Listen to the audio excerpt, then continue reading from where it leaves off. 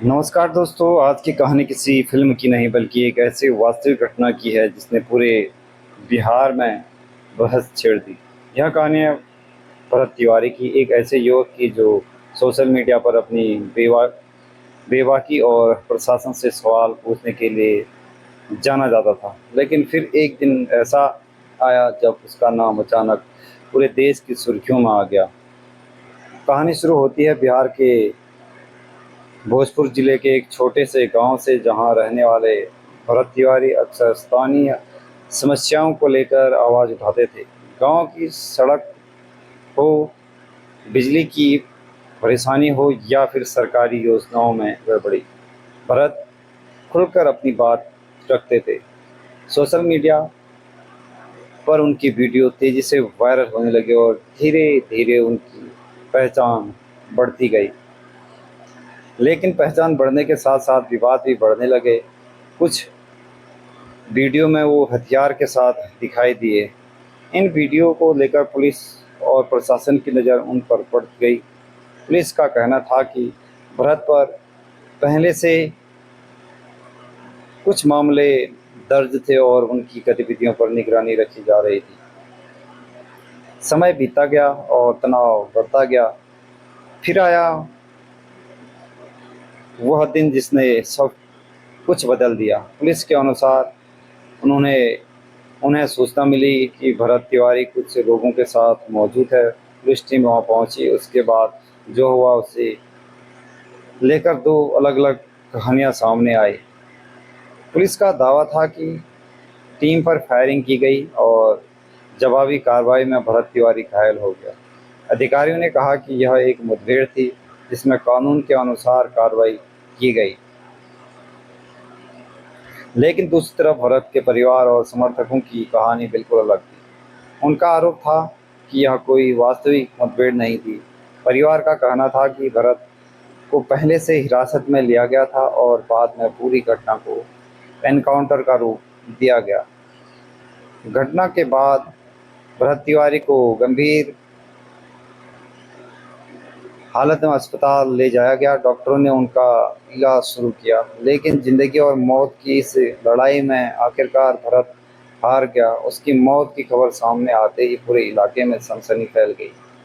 गांव में मातम छा गया, परिवार टूट गया, समर्थकों में गुस्सा फैल गया। लोग सड़कों पर उतर गए और सवाल पूछने लगे। सबसे बड़ा सवाल, क्या यह वास्तविक में पुलिस मुठभेड़ थी या फिर कहानी कुछ और थी? इस सवालों ने पूरे बिहार की राजनीति को ही गर्म कर दिया। कई सामाजिक संगठनों और राजनीतिक दलों ने मामले की निष्पक्ष जांच की मांग की। सोशल मीडिया पर हजारों लोग अपनी अपनी राय देने लगे। कुछ लोगों का कहना था कि यदि किसी व्यक्ति पर आरोप है तो उसे अदालत में पेश किया जाना चाहिए था। वहीं दूसरी ओर कुछ लोग पुलिस की कार्रवाई का समर्थन करते हुए कह रहे थे कि कानून व्यवस्था बनाए रखना भी जरूरी है। मामला बढ़ता गया और दबाव बढ़ने लगा। इसके बाद उच्च अधिकारियों ने पूरे मामले की जांच के आदेश दिए। जांच एजेंसियों ने घटना से जुड़े सबूत जुटाने शुरू किए। पुलिस कर्मियों से पूछताछ हुई, घटनास्थल की जांच हुई, कई बिंदुओं पर सवाल उठाए गए। बाद में कुछ अधिकारियों ने यह स्वीकार किया कि कार्रवाई के दौरान कुछ प्रक्रियात्मक प्रक्रियागत चूकें हुई थी। यही बात इस मामले को और ज़्यादा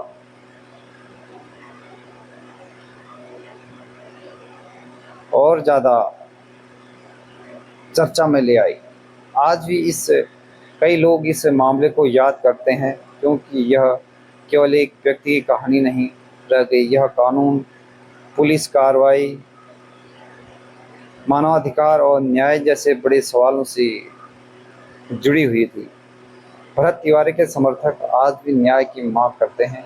वहीं जांच एजेंसियां अपनी प्रक्रिया के अनुसार काम कर रही हैं। सच क्या है, इसका अंतिम फैसला अदालत और जांच रिपोर्ट के आधार पर ही तय होगी। इस घटना ने एक महत्वपूर्ण संदेश दिया लोकतंत्र में सवाल पूछना भी ज़रूरी है, कानून का पालन करना भी, लेकिन सबसे ज़रूरी है निष्पक्ष जांच और न्याय, ताकि किसी भी निर्दोष को नुकसान न पहुंचे और किसी दोषी को बचाने का मौका न मिले। दोस्तों, भरत तिवारी एनकाउंटर की कहानी आज भी कई अंतरित सवाल छोड़ जाती है। क्या हुआ था उस दिन? कौन सही था, कौन गलत? इस सवालों के जवाब जांच और न्यायिक प्रक्रिया पूरी होने के बाद ही सामने आएगी।